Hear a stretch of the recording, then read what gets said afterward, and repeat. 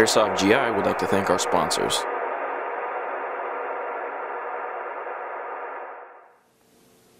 Hi GI TV, I'm Bob the Axeman Hildebrand. Very excited to be here again, once again. That was a bit redundant, but that said, there have been a lot of sniper rifles and DMRs that have been going through the studio this week, which means I'm exceptionally happy.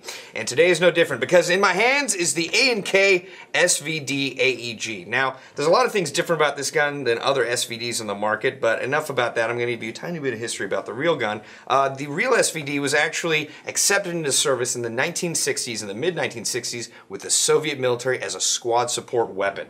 Now what's great about this gun in comparison to the real steel is the fact that A&K went through a lot of extra work to try and get this much closer to the real steel weight as possible. Now unloaded, the real SVD weighs about 9.5 pounds, and this thing, the heavy metal version, weighs around 7.5 pounds. Now the vast majority of this gun is made out of metal with the exception of the polymer hand grip and the polymer stock. We also have a cheek rest here that is made out of leather and wood, which is very comfortable on your face if you're not wearing a mask, but if you don't like it, you can easily detach it, which I really like, and it's going to give the gun a more realistic look.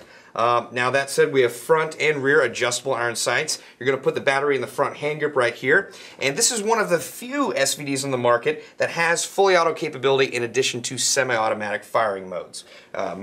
Now what's great about that is you're going to have the extra barrel length, you know, I guess the longer range with this SVD, and in addition to being able to fire semi-automatic as a designated marksman, you're also going to have the option of putting a lot more plastic downrange in case you get overrun.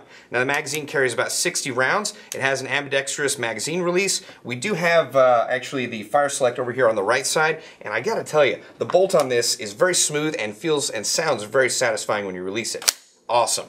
That said, there are actually two sling attachment points, one on the front left and one on the stock on the rear. Now there is also an attachment point for AK style scope mounts. That's right there. You're gonna have to buy an aftermarket scope mount to slide onto there. There's not a lot extra I can say about this. It's actually just got a lot of features I would want in it anyway. Obviously you have the long barrel, but you've also got a gun that fires 400 to 420 feet per second right out of the box. So if you're playing in a field that has a 450 feet per second limit, this is going to be right in the sweet spot, right as rain, especially if you're going to be a designated marksman or if you need that extra firepower on full auto. So a very good gun, a very realistic looking SVD, and I would honestly suggest this as a gun in case collectors are out there and want something for their wall, but if you want to go out and play with this, you're going to be able to get out there right as rain on the first day of play.